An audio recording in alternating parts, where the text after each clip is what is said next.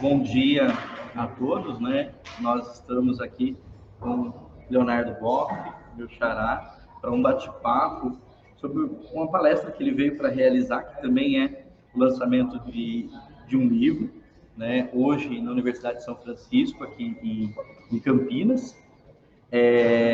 O lançamento do livro, né, Habitar a Terra, e o tema da palestra é qual é o caminho para a fraternidade universal, né? E aí passo então para o Leonardo, que é uma pessoa que eu admiro bastante.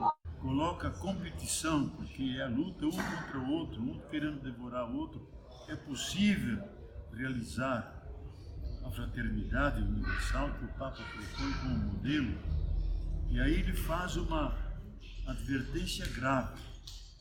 Nós estamos no mesmo barco. Ou nos salvamos todos, ou ninguém se salva. Então, nós não temos alternativa. E eu acho que vai na linha dos propósitos de vocês, de criar laços de cooperação, laços de cuidado um do outro e uma fraternidade humana. E então a tese que eu defendo nesse livro, enquanto perdurar esse sistema, que é uma cultura, a cultura do capital, e nós mesmos somos vítimas dele, porque temos que consumir, temos que trocar de tênis, temos que trocar de vez em quando de computador, estamos dentro disso. Mas nós percebemos que esse sistema é demasiadamente perigoso, porque ele ameaçou a própria vida sobre o planeta. Ou nós cuidamos uns dos outros, cuidamos da Terra, ou vamos ao encontro do pior. Então nós somos praticamente forçados a buscar caminhos de convivência onde as pessoas se sintam irmãos e irmãs. Porque o capitalismo não vê a pessoa como pessoa, vê como um eventual consumidor. E eles, aqueles que produzem para o consumo. E aqui a grande proposta é a convivência, um cuidando do outro, para que todos tenham o suficiente e o decente para viver, mas não só nós, porque a terra não produziu só nós, produziu toda a natureza, produziu as plantas, os animais, a fertilidade do solo, tudo aquilo que nós precisamos para viver. Então eles também têm que ser incluídos dentro da ideia da fraternidade. E o Papa argumenta, todos os seres nasceram do coração de Deus, como um ato de amor. Todos nós viemos da terra, o ser humano também. Por isso, ser humano, homem, vem de humus, terra boa, terra fértil, homem e mulher. E mais ainda, hoje sabemos pela ciência que todos os seres vivos têm o mesmo código genético de base. Dizendo numa linguagem bem pedestre, bem compreensível, todos nós somos feitos por 20 tijolinhos diferentes que são agregados a 4 tipos de cimentos diferentes. Então podemos fazer 1000 combinações e aí nasce a biodiversidade. Agora todos os seres, desde a célula mais primitiva que surgiu há 3,8 bilhões de anos, passando pelos dinossauros, pelos cavalos, pelos gatinhos nossos, pelos cachorros, e chegando a nós, temos o mesmo código genético de base. Qual a consequência que o Papa tira? A Carta da Terra também tira. Somos todos irmãos e irmãs, só que nós não nos tratamos como irmãos e irmãs. Nós nos ofendemos, exploramos uns aos outros, mas apesar dessa dificuldade grande, eu acho que devemos tentar a fraternidade com uma espécie de cunha que colocamos dentro desse sistema. Isto é, uma maneira de viver, e quando vejo o outro, não vejo como um diferente, vejo um como um irmão, uma irmã. Independente da cor dele, da profissão, se é homem, se é mulher, se é excluído. Não, são todos irmãos e irmãs. Esse olhar nós precisamos desenvolver. não de cima para baixo, mas na mesma altura um com o outro, para que a gente se sinta, tocar o outro, para sentir a pele dele, para dizer, você pertence à nossa humanidade. E isso é possível viver.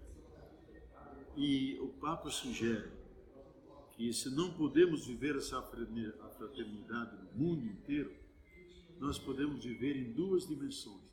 Nas pequenas comunidades de produção, de convivência, de agricultura orgânica, com as escolas perto das famílias. Nas comunidades nós podemos viver uma real fraternidade. E ele alarga. E se nós trabalharmos o território, a região, digamos, se nós trabalharmos a região aqui de Campinas, nós podemos aqui integrar todas as pessoas, criar um sistema de relações, de produção, para que todo mundo tenha o suficiente e o decente, criar não só uma democracia representativa, mas uma democracia participativa, onde as comunidades opinam, ajudam a elaborar os projetos e não deixa ninguém de fora, inclui a todos. E aqui eu acho que o SEI se encaixa exatamente nesse ideal de criar uma fraternidade. Aqueles que estavam à margem, que têm dificuldade de convivência, vocês se dedicam com todo carinho, com todo cuidado, para que eles se sintam seres humanos, irmãos e irmãs nossas, se sintam incluídos. Estão trabalhando o território. Nós, nesse pequeno espaço, nós podemos conseguir uma fraternidade que realmente é rica, humana, embora no grande mundo não exista essa fraternidade, porque as grandes corporações, os grandes sistemas financeiros vivem concorrendo um contra o outro. Vivemos em guerras. Agora estamos assistindo à guerra entre a Rússia e a Ucrânia. Existem 17 lugares no mundo de guerra, especialmente na África. A maioria não fala nada, com grande matança de pessoas. Então, nesse sistema, é difícil criar fraternidade, mas fica sempre o sonho. E nós nunca devemos renunciar ao sonho de que é possível o ser humano se reconhecer no outro como ser humano e criar, então, as sementes de uma fraternidade. Começando lá embaixo na comunidade, na região, e criando já vastas ligações entre as regiões, que cria uma rede de fraternidade.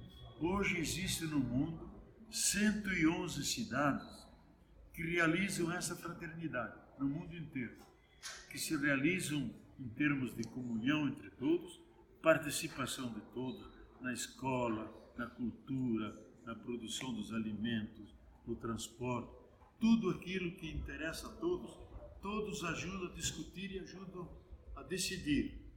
Então eu acho que isso é uma pequena semente e é aquilo que nos poderá salvar, e vocês estão dentro dessa corrente viva de criar fraternidade e que as pessoas se sintam realmente como irmãos e irmãs.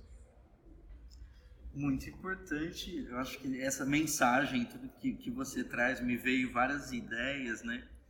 O nosso trabalho é dividido em território. A gente começou a fortalecer isso, percebendo na prática a potência que isso tem, de unir escola, unidade básica de saúde, a comunidade, o dono do bar, o dono do açougue, para poder pensar o problema aonde as coisas acontecem, né? E a gente pensando nisso como uma ferramenta também de construção de uma paz universal, né? Uma paz que não é uma ausência de conflito, porque eu acho que o conflito é inerente do ser humano, mas pelo menos que seja inclusiva, né? E não violenta, né? Eu acho muito importante o que você disse, Leonardo, que vocês trabalham a partir do território, incluindo todas as figuras que existem, desde o açougueiro, o professor, o padre, o prefeito, todo mundo. Isso eu acho que é o começo de um outro tipo de mundo, porque são outro tipo de relações. Relações que tem como consequência serenidade, paz. A Carta da Terra, eu trabalhei junto com um grupo de 25 para elaborar a Carta da Terra. Se vocês na internet, pelo Google, que é junto com a encíclica do Papa, Laudato Si, talvez um dos documentos mais importantes que a ONU produziu, com o sentido de quais os valores e princípios para salvar a vida na Terra. E aí tem uma definição de paz. Eu, inclusive, participei do pequeno grupinho onde estava Mikhail Gorbachev, que era o chefe de Estado da Rússia. Ele coordenava o pequeno grupo de 25. E lá diz o seguinte: a paz é consequência de uma relação boa consigo mesmo, uma relação boa com o outro, uma relação boa com a sociedade, uma relação boa com as culturas, uma relação boa com o universo e uma relação boa com o todo sagrado do qual nós somos parte. Então, paz não existe. A paz é consequência de relações. Relações boas consigo mesmo, com o outro, com todas as coisas. Eu acho que aquilo que vocês estão fazendo é isso. Criando relações cujo efeito é serenidade, paz, alegria de viver juntos. Então, eu estou feliz de escutar isso de você. Vocês trabalham exatamente essa questão. E eu quero apresentar nessa linha um outro livrinho chamado O Pescador Ambicioso e o Peixe Encantado. Mas o que vale mesmo é o subtítulo: A Busca da Justa Medida. Porque o que o sistema tem, não tem medida nenhuma. Consumo demasiado, exploração demasiada, velocidade demasiada, avanço sobre as florestas demasiado, tudo é demasiado. Então não tem a justa medida. E a paz só vem quando a gente tem essa justa medida. Que em todas as culturas e éticas mundiais, a justa medida é o grande valor, que é nem mais ou nem menos. A justa medida é o equilíbrio dinâmico, onde todos os seres podem estar incluídos. Então, eu escrevi esse livro com muitos contos dentro, mostrando como nós devemos, apesar das dificuldades que esse mundo apresenta, nós devemos começar com a justa medida com a gente mesmo, saber como tratar o seu corpo, a sua saúde, a sua família, sempre buscando o equilíbrio para evitar aquilo que você disse, Leonardo, que o conflito pertence à existência humana. Mas nós não podemos deixar que o conflito ocupe a nossa consciência e se transforme numa onda de ódio, de exclusão, como temos vivido no nosso país. Então temos que limitar, ter a justa medida, colocar lá esse instinto de agressividade que pertence ao ser humano, deixá-lo no cantinho, mas que domine dentro de nós capacidade de solidariedade, de cooperação, de amor, de cuidado uns para com os outros. Se isso dominar, o efeito vai ser uma sociedade nova, e eu diria, cada um deve sentir-se uma semente desse mundo novo que nós queremos. Veja que na semente tem tudo. Na semente tem a raiz, tem o tronco, tem as folhas, tem as flores, tem os frutos. Então, cada um sentindo-se a semente, buscando viver essa fraternidade, ele começa a criar energias que vão se espalhando e envolvendo as pessoas, e lentamente vamos modificar o ser humano. Não um ser humano inimigo do outro ser humano, mas irmão, irmã do outro ser humano. E a terra como lugar, a casa comum, onde nós alegremente convivemos. Eu acho que isso está dentro das possibilidades humanas, temos que lutar para isso. Eu acho que nós vamos um dia alcançar isso, que era o grande sonho de Jesus. Quando ele fala reino de Deus, é o reino de justiça, reino de paz, reino de fraternidade, reino de abertura total a Deus, que é um pai e mãe de infinita misericórdia, infinita bondade. Então, eu só fico contente para reforçar o caminho de vocês, porque vocês estão realizando como semente aquilo que deverá ser para toda a humanidade. Muito obrigado. Eu acho que é muito inspirador te ouvir, né? E principalmente todas essas conexões que você traz. Acho que hoje à noite, né, a gente vai ter o complemento desse momento, né?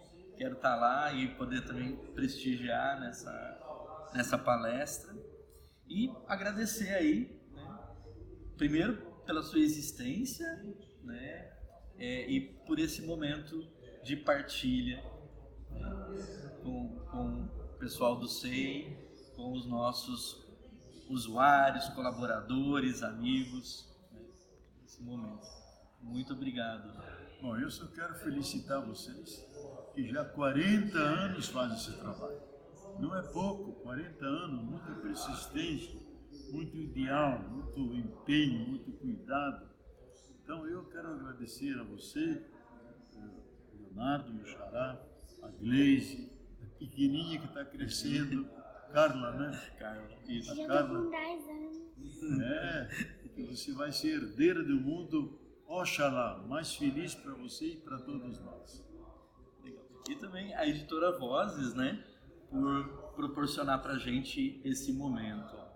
Obrigadão. Tá, obrigado.